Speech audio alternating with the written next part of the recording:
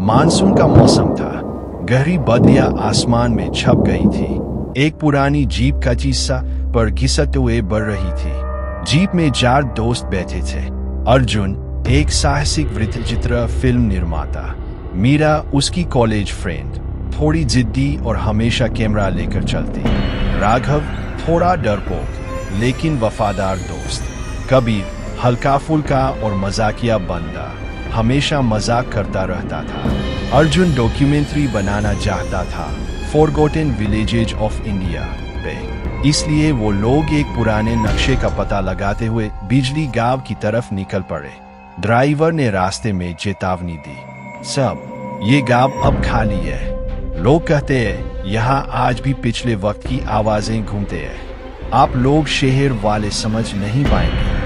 अर्जुन हंसकर बोला, बस वही तो चाहिए, रियल हॉरर डॉक्यूमेंट्री मस्त बनेगी। राघव ने आंख घुमाई, मुझे तो लगता है तू हमेशा मुश्किल में ही डॉक्यूमेंट्री बनाता है। फिर से शाम हो गई। जीप एक पुरानी बरगद के पेड़ के पास रुक गई। पेड़ के नीचे एक टूटी हुई पालकी पड़ी थी, जैसे किसी की शादी या अंतिम संस्कार के बाद छोड़ दी गई हो।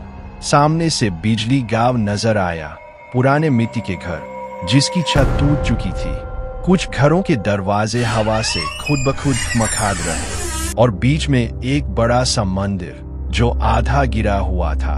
मीरा ने कैमरा निकाला और रिकॉर्ड करना शुरू किया। गांव लग रहा है जैसा वक्त यहीं रुक गया हो। कबीर मजाक करते हुए बोला, यहाँ फ्री में हॉरर फिल्म शूट कर सकते हैं, एक्टर्स की जरूरत ही नहीं है।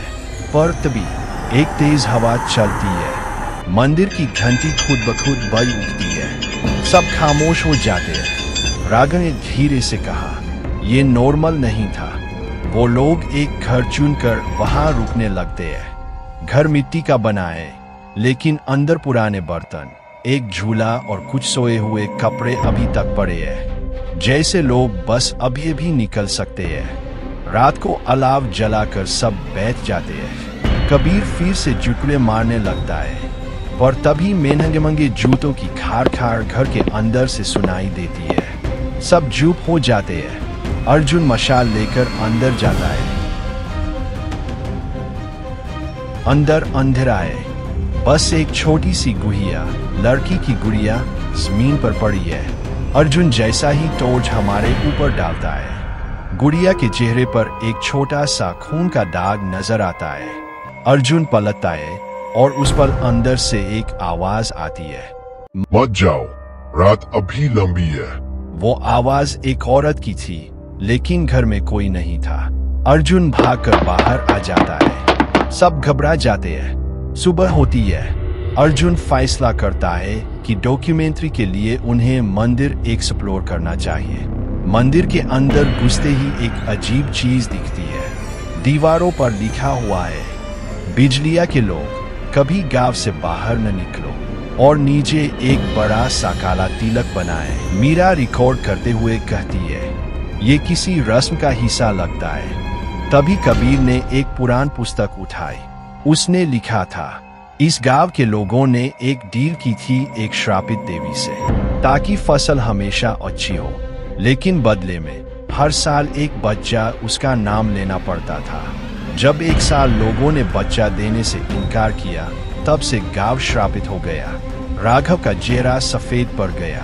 मतलब यहाँ के लोग अपने ही बच्चों की बाली देते थे। मीरा धीरे से बोली, और जब मन किया तभी ये गांव बर्बाद हो गया। अचानक मंदिर की घंटी खुद ब खुद बजती है। कैमरा अपना आप चलने लगता है और लेंस में एक औरत का चेहरा नजर आता है। पीली आंख, काली जुबान और खून से लटकता हुआ दांत। वो लोग भागकर घर लौट आते हैं, पर वहां पहुंचकर ही दरवाजा खुद से धड़क धड़क बंद हो जाता है। रात फिर से आने लगती है।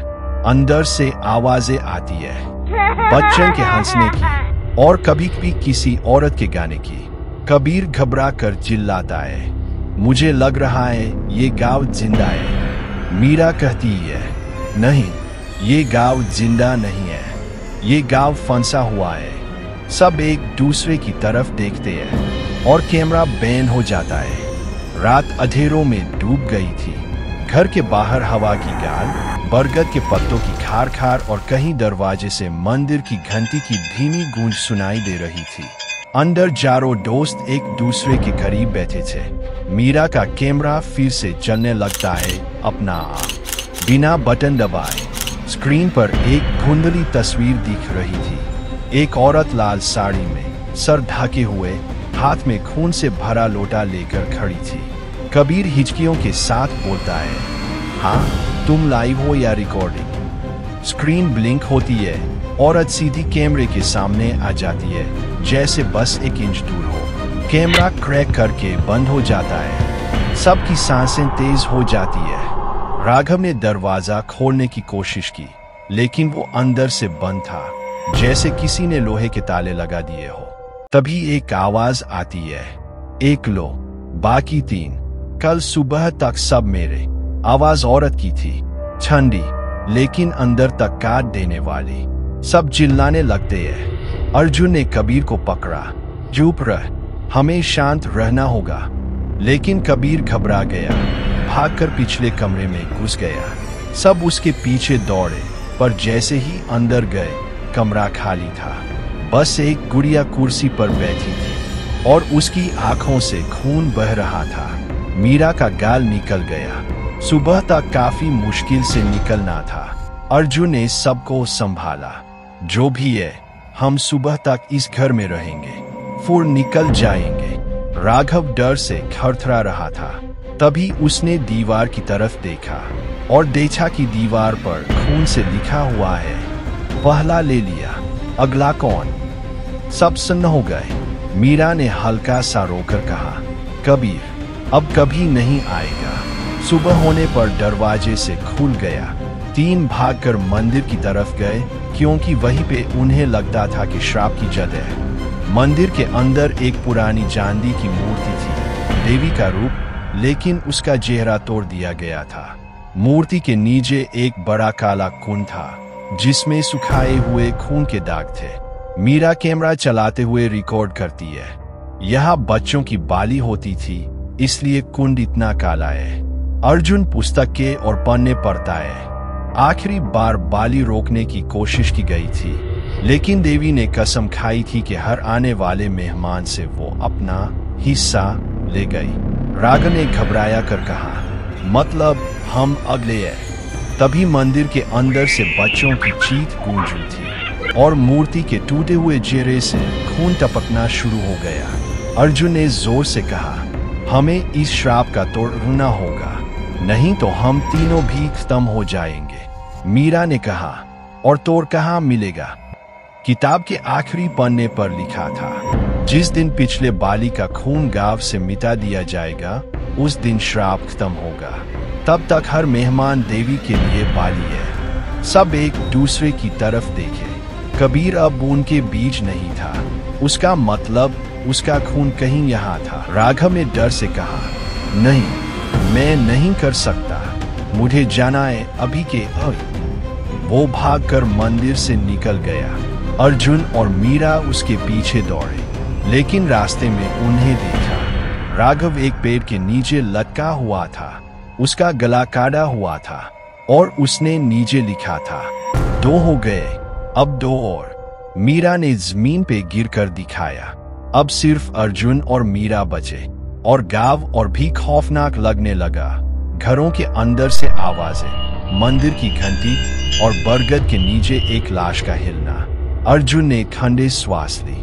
मीरा, हमें कबीर का खून ढूंढना होगा, वरना हम दोनों भी। उसने बात पूरी नहीं की, क्योंकि तभी एक आवाज आई, अगली रात तुम दोनों मेरी हो।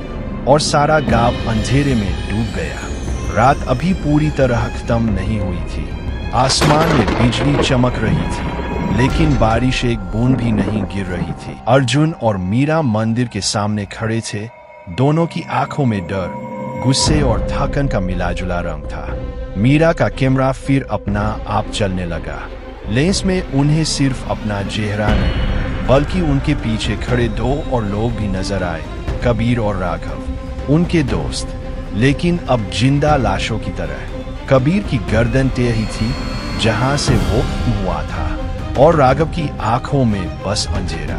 मीरा चिल्लाई, अर्जुन, वो दोनों वापस आ गए। अर्जुन ने उसका हाथ पकड़ा और कहा, नहीं, वो हमारे दोस्त नहीं है, वो हमारे स्क्रैप के खिलौने बन गए हैं। अर्जुन को पुस्तक के लफ्ज याद आए, जिस दिन पिछली बाली का खून गांव से मिटा दिया जाएगा। उसने समझा, हमें कबीर का खून ढूंढना होगा, यही एक रास्ता है। मीरा रोकर बोली, पर कहाँ ढूंढे? ये गांव तो अपने हिसाब से चल रहा है, दरवाजे खुद बंद हो जाते हैं, रास्ते खुद बदल जाते हैं। जैसा ही उसने कहा, रास्ते सच में बदल गए। गांव के पुराने घर, जो दिन में टूटे हुए थे, अब एक नए जाल की तरह बन गए। गलियां घुमा घुमा कर वही लाती जा रही थी मंदिर के सामने। अचानक बरगद के पेड़ के नीचे एक मिट्टी से भरा लोटा नजर आया। हमसे लोटे से हल्की सी लाल बूंदें टपक रही थी। अर्जुन ने कहा, ये कबीर का खून हो सकता है। जैसा ही उसने लोटा उठाया, जमीन हिली और एक औरत लाल साड़ी में सामने खड़ी हो गई। औरत के चेहरे पर कोई लक्षण नहीं था, बस दो पीली जल्दी हुई आंखें। उसके हाथ में त्रिशूल था, जिसके छोटे बड़े बच्चों के कपड़े अटके हुए थे। उसने धीमी आवाज में कहा, किसने कहा मेरा दान तोड़ा? जो आया वो गया, तुम दोनों भी जाओगे। मीरा ने हिम्मत जुटाकर चिल्लाया, तुम्हें इंसानियत शर्म आनी चाहिए, बच्चों की बाली लेती हो। औरत हंसी, एक खोखली दर्द भरी हंसी। मानने नहीं, तुम्हारे पुरखों ने कहा था, मैंने सिर्फ वादा निभाया। अर्जुन ने लोटा मजबूती से पकड़ा। उसने सोचा, शायद अगर ये खून मंदिर के कुंड में डाल दिया तो श्राप खत्म हो जाएगा। पर औरत ने उसके दिमाग में घंटी बजाई। सचमुच अचानक अर्जुन के कान से खून बहने लगा और उसे दिखा कि मीरा एक लाश बनकर गिर रही है। अर्जुन चिल्लाया, नहीं, ये झुक है, और उसने लोटा जमीन पर फेंक दिया। लोटा टूट गया और लाल खून मिट्टी में फेल हो गया। पर जैसे ही मिट्टी ने खून पिया, पूरी दीवार पर नए शब्द लिखे गए। खून को मिट्टी में देना कपड़े को और गहरा करता है। मीरा ने घबराकर अर्जुन को पकड़ा। तुमने उल्टा कर दिया। अब वो और तेज हो गई है। गांव के सारे घर की दीवारें लाल लहू से भीगने लगी। हर दीवार से आवाज आई, बच्चों के रोते हुए आवाज और एक औरत का गाने वाला सुर, ले लो, ले लो, नई बाली ले लो। अर्जुन और मीरा भागकर एक पुराने स्कूल में घुस गए। अंदर ब्लैक बोर्ड पर अभी भी लिखा था, आज का पाठ, बाली ही मुक्ति है। बेंच पर गुड़ियों के सिर रखे थे और पीछे से आवाज आई, कबीर और राघव की एक साथ, अर्जुन, तुमने हमें क्यों नहीं बचाया? अब हम तुम्हें भी ले जाएंगे। अर्जुन और मीरा को समझ आ गया, उनके दोस्त अब कभी वापस नहीं आएंगे। वो सिर्फ देवी के प्राण बन गए हैं। मीरा की आंखों में आंसू आ गए। अर्जुन ने कसम खाई, मैं इस श्राप का अंत करके ही रहूंगा, चाहे मुझे अपनी जान देनी पड़े। रात फिर से आने लगी थी। मंदिर की घंटी जोर जोर से बज रही थी। बरगद के पेड़ पर लाशें लटक रही थीं, कभी 1, कभी 10, कभी 100। मीरा ने अर्जुन का हाथ पकड़ा और बोला, अगर हमने कल सुबह तक इस श्राप का तोड़ना ढूंढा तो हम भी उन लाशों में होंगे। अर्जुन ने उसकी आंखों में देखा, कल हम या तो जिंदा रहेंगे या कभी वापस नहीं जाएंगे। और गांव की हवा में एक नया जुमला गूंज उठा, अगली रात चींडी की रात है। अंधेरा फिर से गांव पर उतर आया था। इस बार हवा और तेज थी, जैसा अंधेरा जिंदा हो। मंदिर की घंटी अपने आप बढ़ रही थी और बरगद के पेड़ पर और भी लाशें लटकती दिख रही थी। अर्जुन और मीरा एक टूटी हुई हवेली के अंदर जा बैठे। मीरा ने फारसी निकालकर दरवाजा बंद किया, लेकिन आवाजें अंदर भी घुस गईं। तुम दोनों आखिरी हो, तुम दोनों कल सूरज नहीं देखोगे। मीरा ने अर्जुन के कंधे पर हाथ रखा। अब क्या करेंगे? हमने तो कपड़े और गहरा कर दिया था।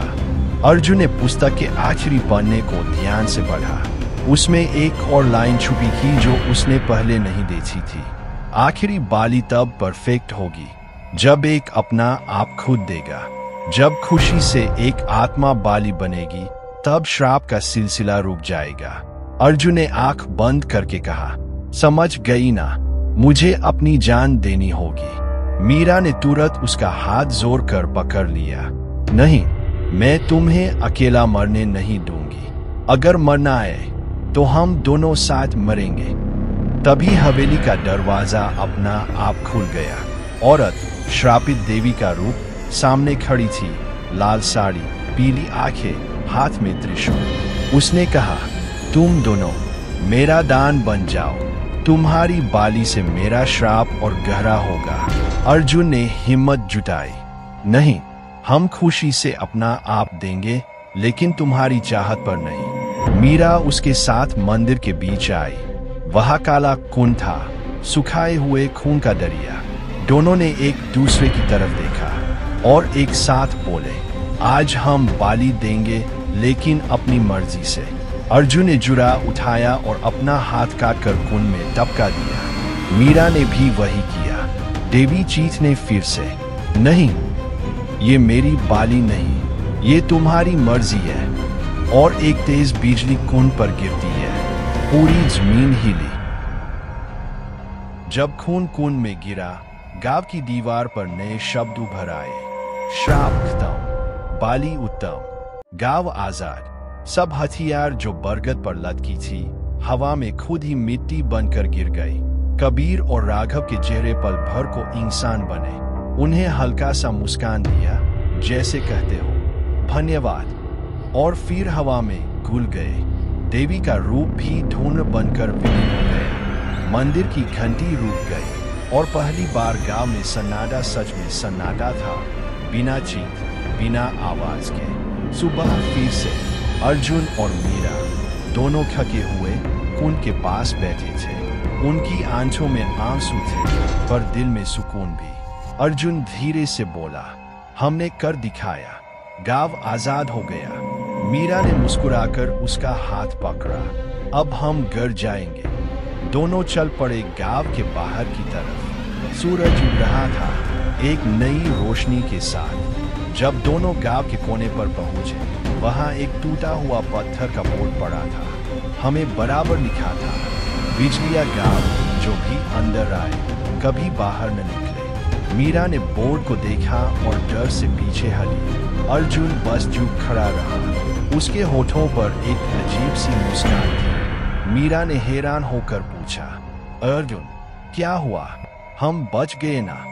अर्जुन ने धीरे से उसकी तरफ देखा और उसकी आंखों में अब वही पीली रोशनी थी जो देवी की थी। उसने कहा, हम नहीं बचे मीरा, मैं उसका नया रूप बन गया हूँ और तुम मेरी पहली बाली बनोगी। मीरा की गाल निकली, स्क्रीन काला हो गई। कहानी अच्छी लगती है तो लाइक करो, कमेंट करो, चैनल को सब्सक्राइब करो।